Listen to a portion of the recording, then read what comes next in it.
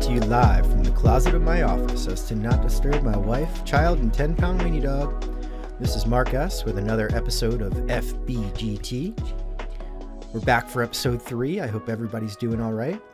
Personally, I am in the thick of my draft prep for the season. We've got some projections that are starting to shake loose. I'm about to wrap up another 50, and then it's right back into the lobby for more. Admittedly, I'm a bit distracted at the moment, so maybe not as focused in the latter rounds as I would like. But who's not, right? And these early 50s don't count anyways, right? Right? Just means I need to right my wrongs in the next league, I guess. So woe is me. The topic for this podcast is going to be positional cliffs, and joke is on you because I am deathly afraid of heights. But for everyone out there, I will put on my big boy pants because it's time to go cliff diving.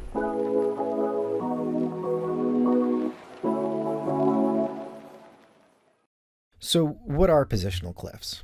When I'm talking about positional cliffs, I'm talking about those macro tiers of players at each position that we're going to consider to be safe in any given season. You know, at what point does that position start to become tough to stomach, where that next player that you're looking at is either going to be a hindrance to your roster or someone who might even be below replacement level at the end of the season? You know, so in other words, where are you going to stop walking before you actually fall off that cliff? These lines are probably going to vary from player to player too, based on their own definitions of safe. So we're going to get into where I personally think some of these cliffs lie, and then they're surely going to be different for you and for everybody else who plays. The common theme for me is when that guaranteed playing time starts to become questionable. So a good example of this last year would have been George Springer or Dansby Swanson at shortstop, guys right at the end of those positional cliffs in 2025 who were on a lot of winning teams in October, I believe. And I thought this was a relevant topic because it's a great jumping off point, no pun intended. It gives you big picture looks at the positions to help you think about which groups might be stronger than others, or which ones might be worthy of stocking up on some extra safety gear or something like that. You can do this exercise based on the rankings, but I actually like to do this based on ADP myself. I think it's pretty safe to say that the ADP from the NFBC is going to be robust enough to be a reliable baseline, right? So rather than use my personal rankings for this, if I do it by ADP, I can start to see which guys within the list start to stand out as either like good values or bad values, just based on my eye and gut feel kind of right away. So we're starting to plant those early seeds for the players that are going to be your guy in March. It's like the miracle of life. It also helps me feel out which players beyond the horizon I might still have interest in if we do have to kind of accidentally or maybe not accidentally step off that cliff. But that's probably an episode for another time since we're going to focus on those big bats up top and not necessarily jumping off these cliffs quite yet. So, you know, this foundation is why we're here tonight or whenever you're listening to this. You want to give yourself the best chance of winning. So you want as many roster spots as you can muster to be set and forget, locked in foundational pieces of your lineup. You know, players that you're going to put into that macro bubble, they should mostly fit this bill. Obviously with varying degrees of influence or star power, just based on, you know, as you get further down the ADP. But I think establishing these safety lines is one of the first steps in piecing together your draft blueprint. FBGT. So without further ado, let's get into these positional groups and start to establish some of these cliffs. You know, these positions are going to vary greatly. They always do, and this year is no different on that front. I could make a skiing analogy, some of these are like black diamonds, kind of deep with intrigue and sharp drops, while others are going to look more like bunny slopes with soft drops and not really that much excitement. I have another analogy for second base, but we'll get there later. I also want to kind of do this with two strokes where I want to do like a harsh safety line. And then I want to do one that's a little bit more lenient for those who like to live on the edge. I probably personally would live by that harsher line myself, but I figure it's a good exercise to see if you wanted to extend that tier just a little bit, what it looks like. I'm also not going to go player by player, especially with the early guys. The goal here is really to plant our flag somewhere in the back of the pack to draw those lines where we start to feel uncomfortable and not necessarily talk about those first 3 to 5 players in each position. Although again, teaser alert, second base kind of stinks. So let's jump right in with catcher. It's full of intrigue right off the bat. There's 10 players going in the top 15 or so of NFBC ADP, taking us from Cal Raleigh at the top all the way down to Will Smith and Yainer Diaz at picks 110 and 113 respectively, according to the Bubba and the Bloom NFBC ADP tracker that I talked to you about on the last episode. It's a huge change at catcher because I can't recall the last time that we've ever felt this good about the position. You can maybe poke holes in the presence of someone like Agustin Ramirez in the top if you think his game has some holes. But the upside on the bags from him makes taking him in this position and putting him in that tier an understandable gamble. I'm drawing the line between Yainer Diaz and Adley Rutschman. I've talked about regression drafting before, but Adley worries me a lot. And you add in the presence of Samuel Basayo as well, going literally 15 picks later. That's just a headache that I don't really want anything to do with this year. So beyond them, there are some names that really stand out to me, like JTR, Gabriel Moreno. I have a lot of shares of Austin Wells early as well in my Gladiators and 50s. All of those names fall in the next 10 catcher picks, which to me is where I would draw that second line for catcher, which in this case you need to take two, so it kind of works well. That would take us to Dylan Dingler. That would put Logan O'Hoppe and Ryan Jeffers on the outside looking in, kind of doing their best Mufasa impression, holding on to the edge there. I've got a harsh line at 10 catchers, and then I've got another harsh line about 10 catchers later, which is deeper than I can ever remember that position. Jumping to first base, the ADP sure makes it easy to draw what you think is the only line you can draw, which is I did it 11 players into the position. There's a 50-pick jump between Yandy Diaz at 130 and then Alec Burleson hovering around 180 right now. I will say I do think Wilson Contreras will continue to climb and probably push himself closer to like the 170, 175 range. So you could consider including him as you get closer to March. I probably would. That would give you 12 safe options if you're going to add one more to my original 11. It's interesting to note that 5 of them are going between picks 54 and 70. So that's Matt Olson, Bryce Harper, Rafael Devers, Freddie Freeman, and Joe Naylor in that group. And then Vinny P is lurking right behind them at pick 90. So I would either be ready to shop for first base in that spot or get ready to fight for those scraps later. If you thought first base was worrisome, I would say third base is pretty atrocious too. I wouldn't even call it a bunny hill. I'd probably call it like a grassy knoll. It's a position where personally the players are just not speaking to me at all. Beyond J Ram and Junior Caminero in the first round, there's just really not a guy that I'm in love with. So for this exercise, by my count, I have 10 guys before my first safety line is drawn. That's going to take me to Noelvi Marte at pick 140. Matt Chapman is lurking 30 picks later, but even including Marte and Eugenio Suarez felt icky. So I don't know. I had to stop there. If you want to draw that second line, that riskier line at Isaac Paredes, who's the 15th ranked third baseman, then your list is going to include Matt Shaw. It's going to include Royce Lewis. It's also going to include Addison Barger. So that does give you some unique options, some old options. But it's just not a position that's really resonating with me at all right now. So that's going to be your corner infield overview. And yeah, it's pretty concerning. In a 15-team league, more than 1/3 of the player pool drafted, in my eyes, for these roles are going to be borderline starters based on this exercise. And that doesn't even include multi-position eligible players like Jazz or guys who might end up in a utility slot. You have some interesting dart throws, but there also seems to be a lot of bust potential. I've personally been feeling this in draft rooms too, where I fell off the cliff at first base and I ended up feeling vulnerable in that slot for the rest of the draft in the first 50 I did. At least at third base, you have some intriguing young blood in Matt Shaw or the unknown of Murakami, who I didn't even put on this list. First base doesn't really have much to offer me that gets me dreaming.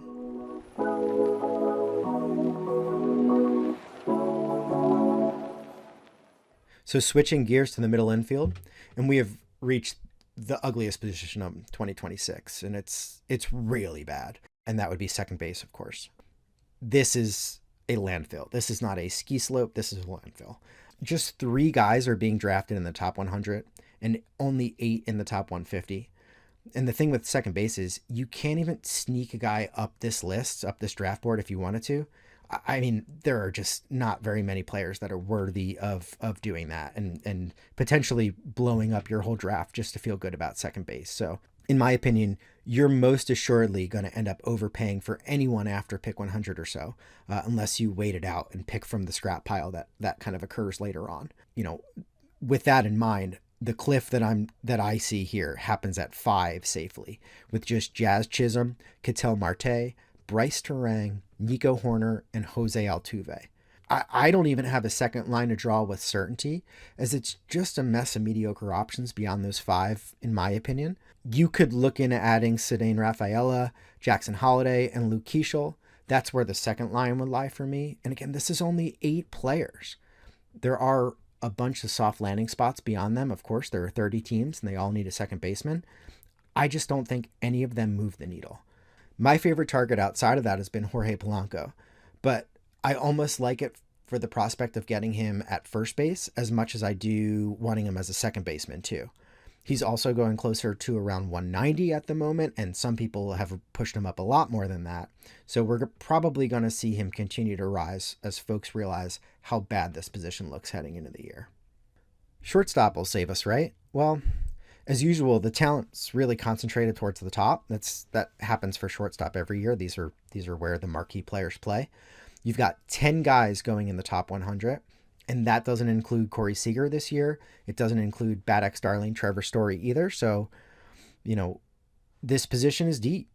That being said, it hits us with probably the sharpest drop-off, which for me is going to happen with Dansby Swanson, who's the 15th player off the board at this position, right around pick 150. I don't think there's a second line to draw either. After him, there's Jacob Wilson, Xavier Edwards around pick 175. I don't want any part of the latter, especially. Your 3 sexy rookies, those guys lie right on the outside looking in too. Connor Griffin is the one flying up the draft boards, seemingly with the most helium right now. I think I see him at 193 ADP right now. It's changing every day. He's not nearly safe enough to join the club. I understand the upside is tantalizing, but he's on the outside looking in too. So I can't help but think of how many folks will be filling their middle infield slots with shortstops. And that would have me thinking about double tapping shortstops early, so that even if I get shut out of 2B, I know I won't have 2 holes in my roster with subpar players occupying those slots. So those are my personal infield batting cliffs. Now, I think it's less valuable to do this in the outfield and starting pitching positions because they both churn so organically throughout the season. And we all know we have to bargain hunt at some point for these groups during the draft anyways. But I'll take a quick spin. When I go to the outfield, it's actually quite easy for me to put a harsh line right at player number 44 in ADP, which is right after Ian Happ and Brian Reynolds. I found myself wondering aloud while I was doing this if Reynolds could be a lesser version of this year's George Springer if the Pirates get fun again. But then I looked at his stats last year, and he was a 1-WAR player with a 99 WRC+. And then I looked at George Springer's stats in 2024, and he was also a 1-WAR player with a 94 WRC+. They also had similar batted ball metrics from year to year. So maybe I will make my first bold claim of the podcast.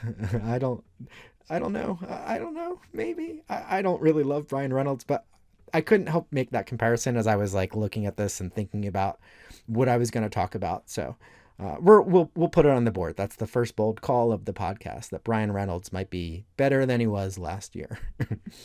If you want to draw a softer line in outfield, I can add 10 more players. That would take me to Jose Caballero and Kerry Carpenter. I called it the Caballero-Carpenter fault line.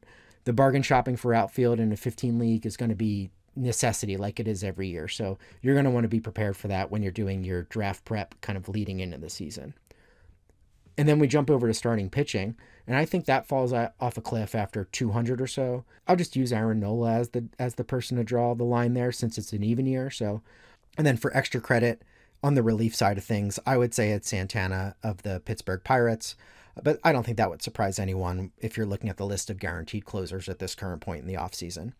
But again, with outfield and starting pitching both, you're going to need to have some tricks up your sleeve near the end of the draft.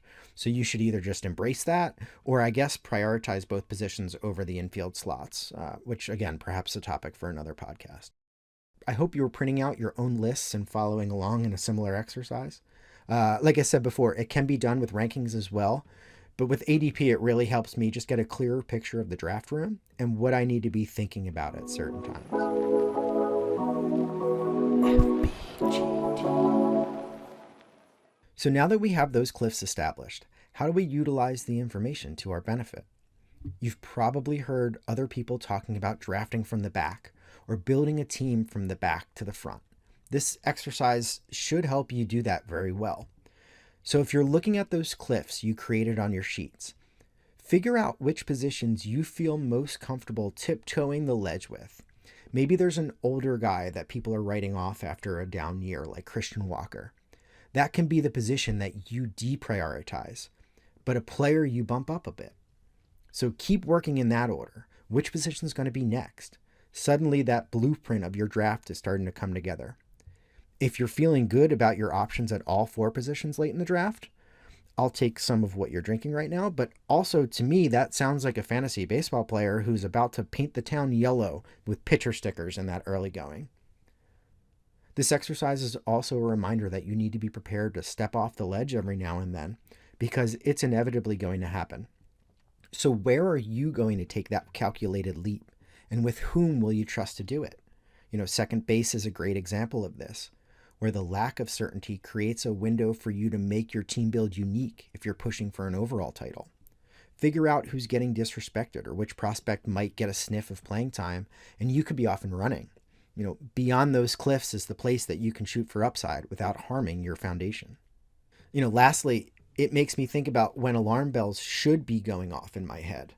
Like if there were only 3 shortstops left on the board that I consider to be viable, and I'm still missing a shortstop and a middle infielder. Seeing certain positions at the top of the list can become like a black and white bat symbol for you, reminding you that you've got some action that you need to take, instead of getting distracted by the allure of a falling player you were never going to be into in the first place, who's just a little late getting ramped up in March or something like that. In smaller leagues, I think this exercise can still be done too.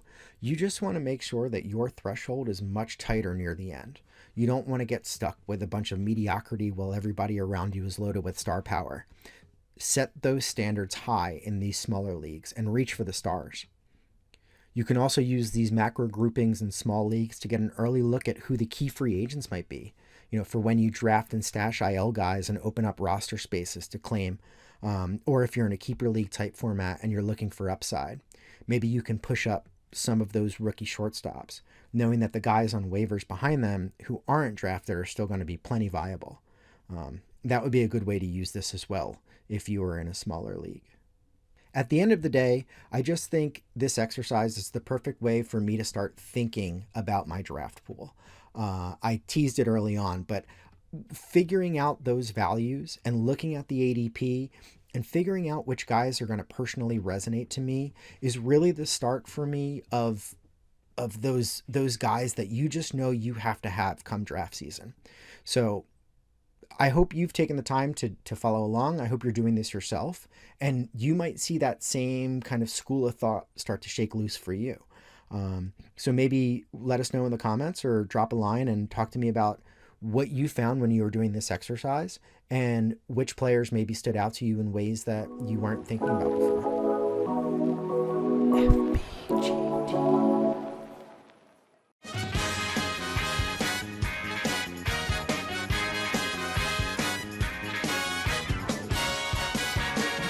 Does everybody know what time it is? Tool time! That's right. That's right, folks. It's tool time. This week, the topic of tool time is going to be the Rotowire Fantasy Baseball Draft Kit, which for me, I access on my iPad. A little backstory for me about the Rotowire Draft Kit. I think I've downloaded it 8 years in a row. Each year it comes as a new app. So I literally have a folder on my iPad that is just Rotowire Fantasy Baseball Draft Kits from year over year. It's kind of like a vinyl release or something like that. But I love this tool. This was one of the first tools that I really kind of started to use, especially in my home leagues. And the reason why I wanted to tie it into this episode today, where we were talking about macro tiers, is my single favorite feature of the Rotowire draft app that I used on my iPad was the ability to make positional tiers. So again, it's an app that you're going to download. So you have it, you can bring it to your home leagues. You can bring it to your draft. You can do drafts right on it. You can draft your team. You can draft entire leagues, the entire, teams from everyone in your league. It will generate standings for you in real time. it is based on the Rotowire rankings, but it also has the ability to use ATC projections. And what's also cool is you can edit player projections in the app. So if you disagree with a projection or a player's maybe not hitting at the right spot for you, you can go ahead and edit their projection to kind of move them around a little bit. Now, it's not perfect for editing projections. It's not great if you want to kind of use a fully custom set of rankings, at least not that I'm aware of. But it is one of my favorite tools to draft in person with when I'm at my home leagues, because I'm able to create those positional tiers. And it does it color coded. It sorts them by positional tiers for you. So if one guy is ranked higher than the other, but you put him in a lower tier, it will move the position around so that the rankings isn't what is sorting the position, but rather the tiers are. And the other thing about their draft kit, which is really cool, is it has everything. So it has their closer charts. It has their news section, which the Rotowire news blurbs are some of the best. You have access to all of James Anderson's rankings. I believe it's James Anderson's ranking. Maybe it's cumulative, but you have access to their prospect rankings and ETA. When you are using it as a draft software, when you're using it to draft your team, you can see positional graphs. So you can see which teams have which positions filled. Each player that you click on, they have their write-ups. So you can search a player quickly, you can click on their name, and you can see the Rotowire blurb for them with their 2026 outlook. This is a great companion, even if you're not using it to draft in real time. I like to have it up with me, around my computer if I'm in a slow draft.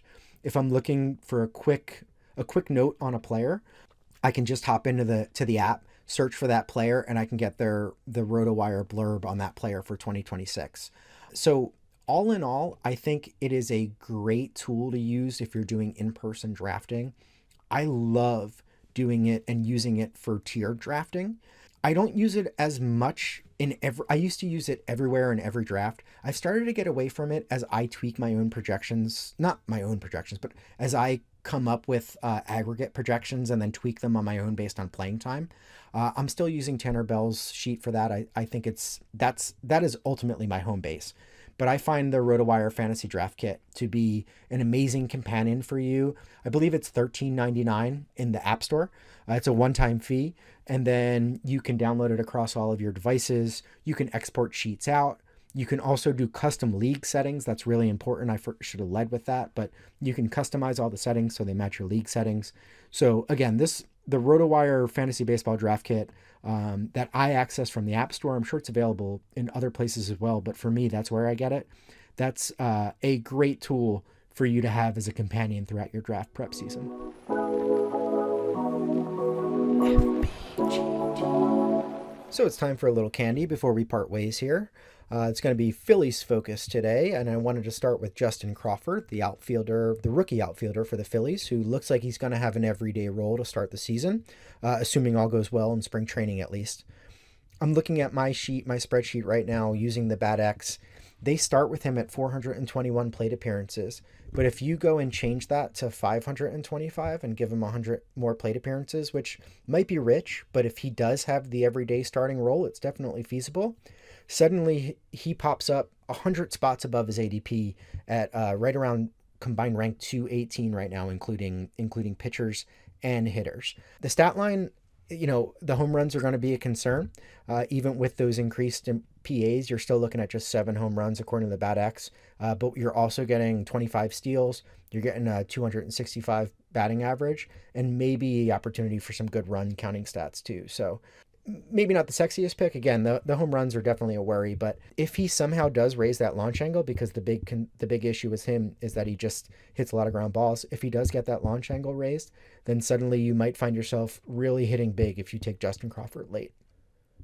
So the other Philly I wanted to call out today was Zach Wheeler. This one's mostly speculation on my part, but I was thinking a lot about how Bryce Harper came back maybe not much earlier than anticipated, but it was definitely earlier than maybe a lot of people thought. And I'm starting to wonder if the Phillies are pretty good at slow playing injuries in the offseason to kind of lead to a little bit of excitement when these guys come back early, as opposed to the alternative, setting really early marks and then the players end up falling behind and it leads to some fan consternation. So if you're looking at Zach Wheeler right now, let's say around pick 150, I mean, that doesn't feel like that bad of a pick. According to Steamer, and when I'm using my SGP ranks for 12 teams, if you have him in for 130 innings, you're looking at closer to 120 combined ranked player, which is a nice little win. Now, obviously, that doesn't necessarily factor in any skills degradation if he doesn't come back the same pitcher, which is very possible, of course. This is a risk. But right around pick 150, this seems like the perfect spot to maybe take your first risk of the draft in a 12-team league. It's pitcher dependent, depending on the staff that you might have already built. But I just think at this particular range in the player pool, it seems like an interesting opportunity. In a keeper league, this might also be a great call out too, as someone you can target, not necessarily for this year, but for next year. But he still might be able to contribute this year, and then next year represent a really good value. So again, not much to go off of. There's not really any new news. I do think he just might be back. If he's back, let's say at the end of April, you're suddenly looking at a really good bargain, as long as the skills don't fall off a cliff.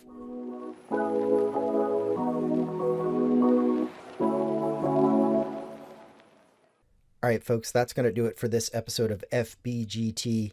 It's been so fun following the analytics and seeing this podcast grow so fast.